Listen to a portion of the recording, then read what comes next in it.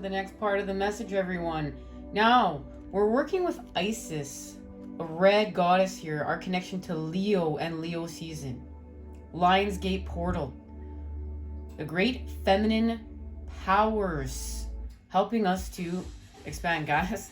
Look at that. The Matrix just switched it up, trying to throw me off. All right. We're going to come back. Oh, we'll come back. All right.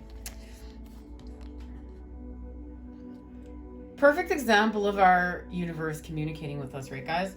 Now, Isis is helping us to heal in the garden. And remember, we're working with volcano. We're expanding with the sun and Neptune. That's our end game here, okay? So here we're working with Mars and the sun. The masculine. And this has to do with our energy. And this is the father and the son making up in order for us to move forward and expand. This is healing from competitiveness. This is healing from that clash. The masculine fighting with the masculine. But we're going to move forward from that because the masculine's been healing up with the masculine, guys. Healing with the masculine, honoring the feminine, working with the inner child and the divine. And it's in order to turn the wheel. We're going to turn the wheel here. And we're expanding with Taurus and Gemini. And when we turn the wheel, it's connecting us to love, our quality. Everything we've set forth to achieve here. And we want to feel this, yes. We're feeling this from within to without. We're expanding this from within to without. And it will expand from without to within. And it's connected to this place, Palace. We got this on our last reading. We've received this message quite a few times now. It's allowing us to heal from our impulses and expand through the earth, with lust and gluttony. It's part of the whole. It's part of the whole, and it's being able to add the positive here. This is working with, as you see, there's a black moon behind. This is connected to the total lunar eclipse and solar eclipse. We're expanding with Sagittarius and Capricorn. And it's allowing us to elevate and get to where we're going. And we're working with Venus, the feminine, love. This is allowing us to get to where we're going. This connection, this is adding the positivity here. This is adding the positivity here and expanding from that space and place. We're going to use those lower vibes and put them to good use. We're going to heal and we're going to elevate. This is where we start to love disown pieces of self, when we start looking at everything as a whole. This is a connection to the all. When we expand with love and Lady Venus, we get a visitor. And this is connected to working with the Queen of Cups, as we know our connection to Gemini and Cancer season, the time we are in. And we are receiving a visitor in the garden because we've walked away from what no longer serves us. This wedding card symbolizes love that's not in alignment with us. This is, arranged marriages, karmic situations that are teaching us things that we came here to learn in order to expand with love. And this is allowing us to receive recognition from the Father. This is working with all that firepower, Lionsgate. And it's allowing us achievement through the earth and with the earth. For what? Expanding with our fantasy in a healthy way and expanding from our fantasy in a healthy way. This is working with Neptune and the Sun. And being able to use Cancer and Leo in order to expand. This is very high vibe and it's connecting us to our harmony. This is the message right now. It's connecting us to our harmony and expanding with the Sun and Jupiter.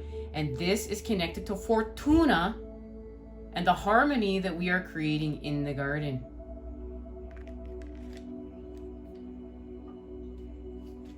And that harmony is allowing us balance and to move forward here with the Chariot.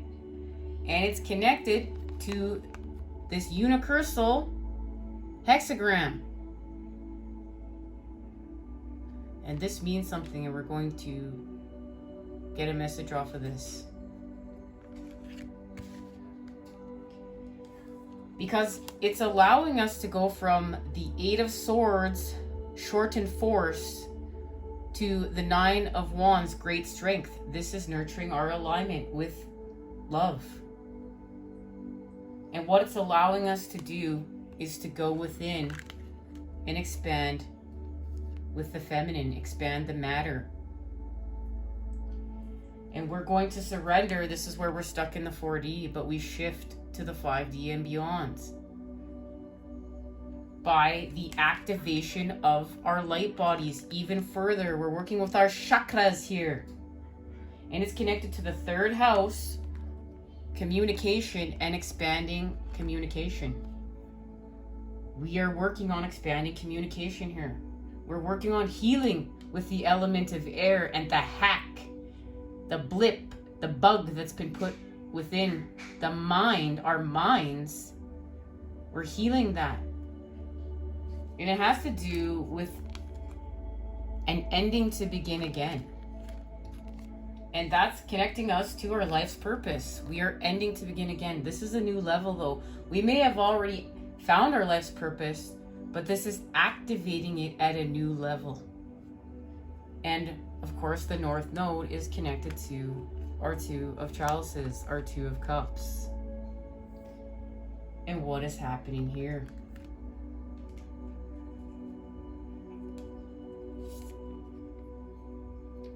We received these cards on our last message.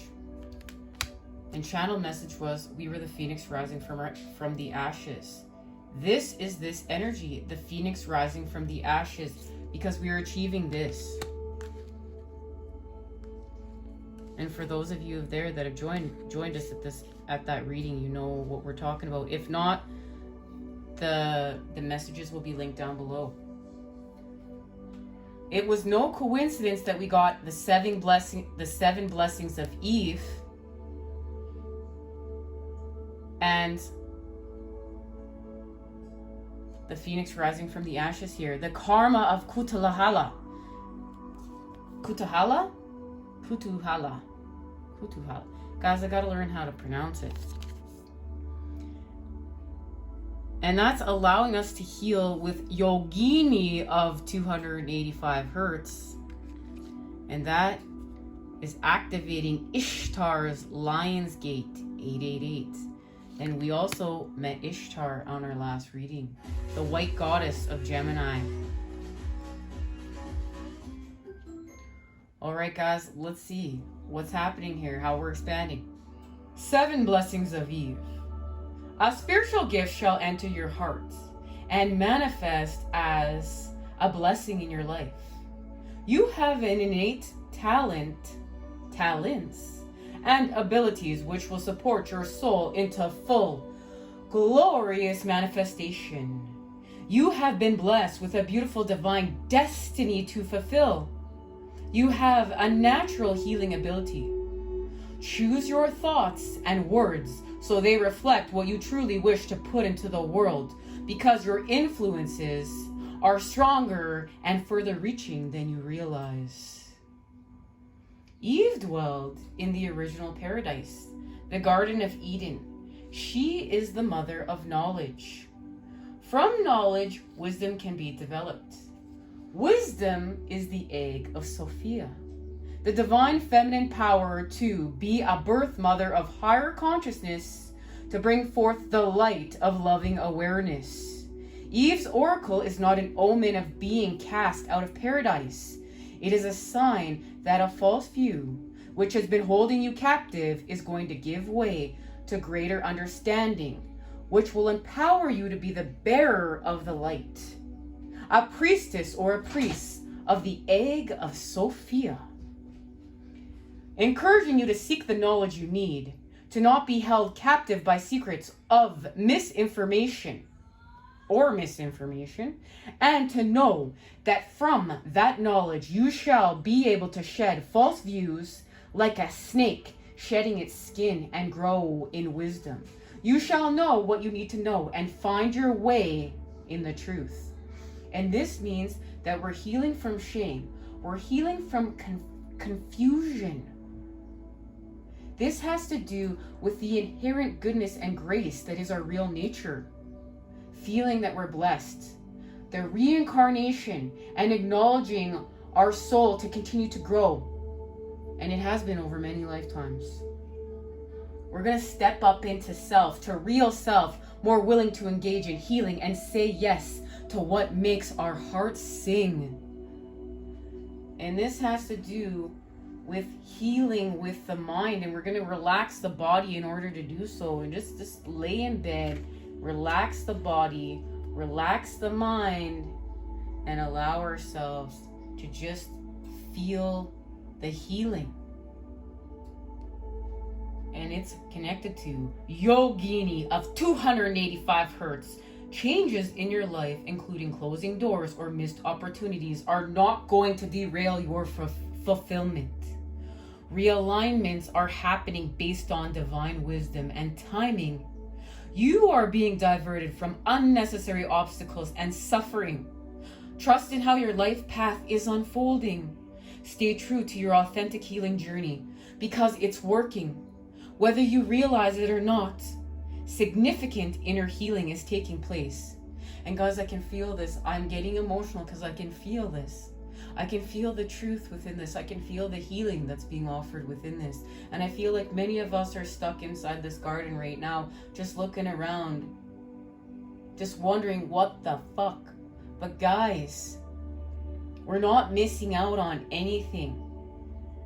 We need to take this time and use it to our greatest advantage in order to understand that nothing that is meant for us will ever pass us by.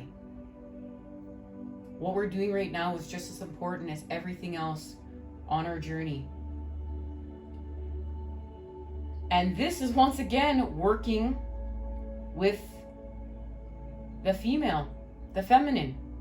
In numerous spiritual traditions of the East, such as those from Nepal, Tibet, and India, the yogini is a female spiritual adept, a practitioner of deep yoga that awakens a powerful connection with one's real inner being. The yogini holds space for healing and enlightenment, moving through obstacles and challenges with wisdom, patience, commitment, and often great joy. She is our spiritual sister, our sacred friend, and our guide away from the bleak thinking of ego into the softened, awakened, relaxed, gracious way of spirit. And this is once again connecting to our true nature. 285 hertz supports the treatment of wounds, cuts, burns, and any other damaged tissues. It's one of the optimal health. It's a tone of optimal health. And it's connected to our vitality of our spirit and seeks to infuse that well-being into the body, mind, and soul. This tone is healing, correcting that which has fallen out of alignment, bringing it back to the center as the frequency of the cosmic blueprint. It helps heal our physical body and align us on our soul's journey, synchronizing our inner and outer lives. If you have felt conflict between your inner aspirations and your outer reality, this oracle indicates the time for healing change has come. And it has to do with connecting to our breath. And many of us breathe too shallow here. This is understanding that we need to heal with our breath, that we need to release what's toxic. And you can look into this. If you feel called, look into this, okay, guys? And it's connected to Lionsgate. Ishtar's Lionsgate 888. Your heart has a heightened connection with the higher realms of consciousness and light. A blessing, empowerment, and positive omen shall enter your world. Doors will open for you. Abundance and prosperity are headed your way. Take care of your heart. Ask for spiritual assistance, and it shall be granted. Something negative is going to transform into something very positive, and there it is. Ishtar is the queen of the night, a dark goddess of loss and letting go, but also a priestess of light too, who holds the keys to a renewal from suffering. She is relentless in her pursuit of the path to true inner freedom. She willingly surrenders her attachments and her identities, even separating herself temporarily from her loved ones, with such boldness and confidence that she crosses into realms where others dare not go.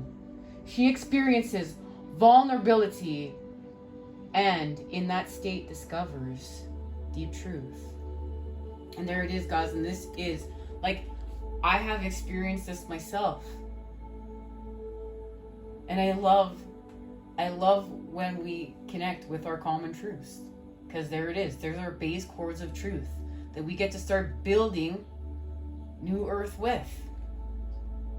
Ishtar is the capacity of the soul to integrate our experiences. After reaching the greatest depths of suffering, she emerges and is restrained upon her rightful throne and even greater wisdom, spiritual power, and compassion. She is a guardian and a symbol of resurrection. You shall rise again. Those who have felt as though their identity or any other marker of security has been torn away from them are her children.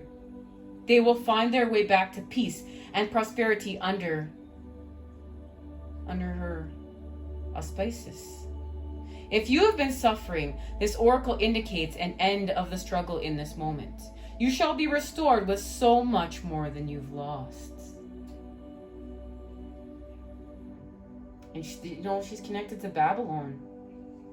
And even in present day southern Iraq, she's connected to freedom and the planet Venus. Her symbols are the gate, the 8-pointed star, and the lion. She is considered the goddess of the planet Venus, but the star Sirius is also sacred to her. Its rise each year marks her ascent from the dark realms, which ensures prosperity and good fortune for the year ahead. Her jewels and tools represent her great power and effectiveness. The stars represent her higher consciousness and loving wisdom, and are a sign of great blessings for your life, indicating prosperity, peace, healing, and love. This is so beautiful and so emotionally freeing. The lion's gate falls when the sun is in Leo. Leo is the sign of the lion, the astrological ruler of the heart and the animal totem sacred to Ishtar. The rising of Sirius took place on July 26th in ancient Egypt, which marked the beginning of the Egyptian New Year. In modern times and different latitudes, the date for the rising Sirius varies considerably. Nonetheless, the 8th day of the 8th month is considered especially potent, and when combined with the 8-pointed star of Ishtar, the numerical frequency of the spiritual portal or doorway that opens on August 8 becomes 888. The 888 frequency will stimulate your soul in its unique way. It facilitates a deep intimacy between the spiritual worlds and the earth plane, an amplification of light, and an outpouring of positive blessings for humanity. It is believed many, if not cosmic avatars who come to earth as advanced spiritual guides, hail from Sirius and make their blessings increasingly available to humanity during this opening between the worlds. We know all about this, Starseeds, don't we? And many of us are from Sirius, right? I know I've personally been reflected back to me that I have a connection to a galaxy that's right beside the Big Dipper, and I just remember being a small child, and I was obsessed with the Big Dipper.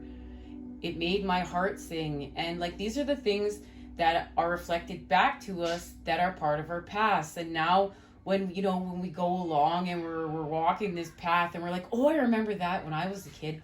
Oh, I remember this when I was a kid. All these pieces of the puzzle we put together, and these are our authentic pieces of ourselves. Why were we called where we were called? And you feel that calling. That's that inner knowing within. That's that inner wisdom. This oracle brings a message of a breakthrough and healing, of significant lightening up of your life, and the end of a deeply challenging cycle in your life. There is a special divine dispensation augured by the oracle of Ishtar's Lionsgate 888, where hope has been difficult to find or seems lost. The light shall return, and beautiful blessings are destined to unfold in your life. And this is happening right now, guys. We know, right? We're going to say the prayer. May the enlightened heart that truly loves humanity bring forth the compassion, mercy, grace, and protection needed so all beings may gain spiritual benefit, freedom, truth, and peace. Now we sense and feel the radiant star rising above the horizon, bringing with it the beginning of a new dawn, wherein we connect beyond the sun, we connect beyond the moon. We become aware of a second brilliant white sun, following its rise above the horizon. Two massive radiant white spiritual suns emanate all colors and blessings upon their rays. Both are visible on the horizon. There is a sense that something very special is happening. An unusually powerful and unconditionally positive portal of healing is opening up for all hearts.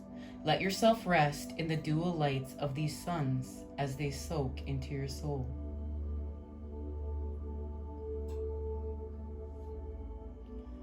And this is the present time that we are in, guys. Karma of Kutalahala. Your sacred soul passion is powerful enough to shift the state of your inner reality and your outer experience.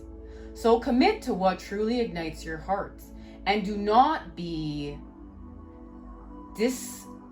dissuaded by anything or anyone. If you are seeking to make a commitment, do so when it truly connects to your heart. Follow your genuine, meaningful bliss. Know that no matter what appears to be, you shall prevail and you shall rise. Arise, right? We're going to lift. This is our elevation. This is our levitation. This is our lift off. And this is a Sanskrit term that translates that which excites wonder, even if it doesn't seem like it will lead us anywhere practical.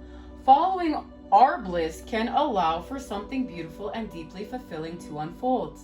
We often pursue what is sensible and secure, yet what could be more appropriate or divinely and delightfully inappropriate than pursuing a path so intoxicating, so fascinating, so utterly mesmerizing to the spirit that no matter what challenges arise, you feel so much love and commitment and passion that you shall not turn away. That is the stuff of potential and greatness. We might call it being led by our hearts. It is a passion to do just that.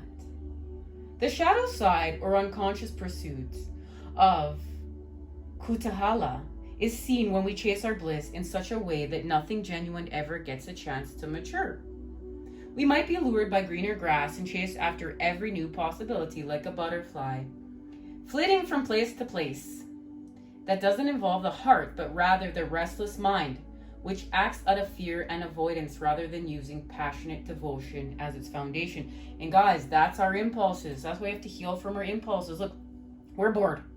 We're just bored. We know it's not in alignment with us. We know, it's not right, but we're bored. So we're just going to go hop from flower to flower, from place to place for something to do. And I mean, we've all been there on this path, right? Like, I know that when I really started cultivating this Two of Cups path, I was called to say no to suitors that came my way, people that wanted to date, and say, no, you know what? You're not in alignment. Like, I know I'm bored. I know I'm lonely. And believe me, I'm not bored from things to do, guys. There's always a million things to do. This isn't that things to do. This is not our burdens, right?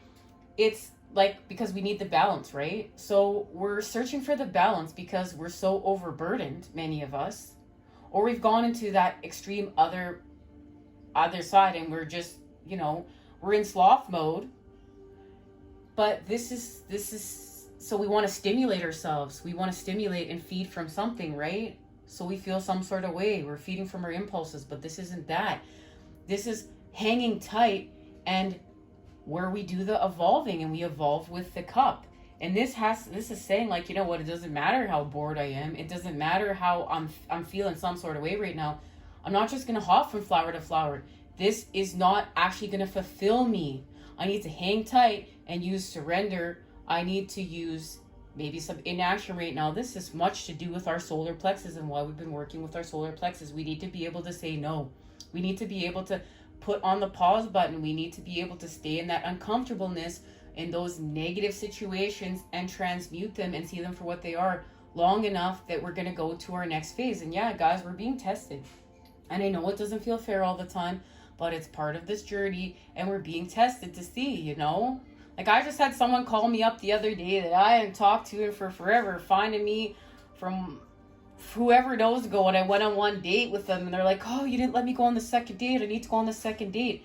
And I was almost considering it, but somebody who was part of my spiritual quest came up to me and said, well, the vibe wasn't right. That's why you said goodbye to them the first time, and then they're, trying to find you. But I knew them trying to find me now was all part of this path, right? The universe speaking to us again. And, having to say no. Look, you know what? No. I'm waiting it out.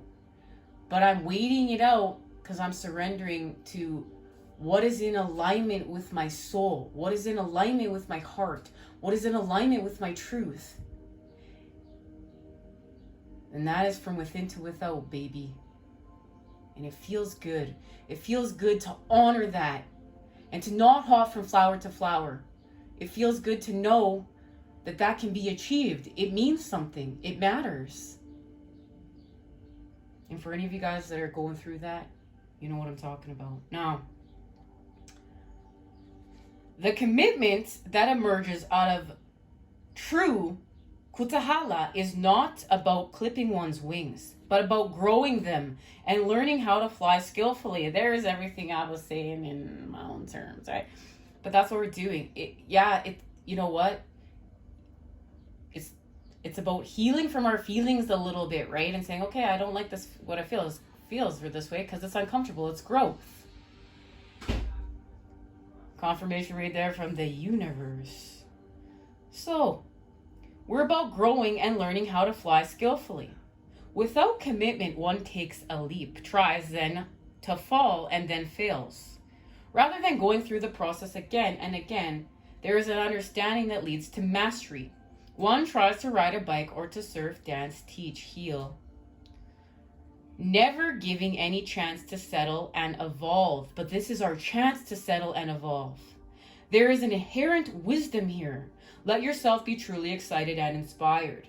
Allow yourself to stumble, to not know why, to become the holy mess that precedes sacred rebirth. And this has to do with, like, we're pushed so far into lunacy, we become sane. Our connection to yin and yang. We can flip inside out, right, guys? Let yourself be truly excited and inspired. When your attraction is deep and soulful, you will have the capacity to stay the course, even through difficulties. And that's the key. It has to be deep and soulful. And that has to, it's connected to us. It's connected to our passions. It's connected to our purpose. Don't allow the ego to tell you that the struggle must be a sign a path isn't right for you, and thus drag you away in search of a substitute paradise. Yeah, we've been to that substitute paradise, haven't we, guys? We said no. We're saying no to that cup the devil's offering. No, devil, not today. We're going to keep our work up in the garden, right, guys? I love you all. Now, has to do with the karma of wonder is guiding us to fulfill the deepest longings of our soul and attain spiritual freedom in the process. We often think of karma as negative, but positive karma is our connection to the guiding grace, the soul's delight, and that empowers us to live with joy and rapture. We can cultivate positive karma in the ways we live our life. From the heart, with forgiveness, a sense of worth and gentleness in our hearts. This oracle is guiding you towards spiritual empowerment. Your ability, even today, to create something positive, gracious, loving. What ways of being and which practices would enhance your ability to be a generator of positive karma in this lifetime? Small steps can lead you to that great accomplishment. When we stick to a path, be patient in your passion and you shall go far. And this is all coming full circle to all these messages. We know we're going to be in the garden during Cancer season. We know this is sometimes. Guys, I'm getting lit. I got to slow down. Okay. And we know this, right? But we discussed this. We're going to honor the time we're taking in the garden. And we're not going to veer off our path. And we're going to commit to this path. Because why? We're learning how to fly. We're learning how to fly, guys. We're doing it. All right. Let's head forth to our next part and see how we're expanding there. See you there, everyone.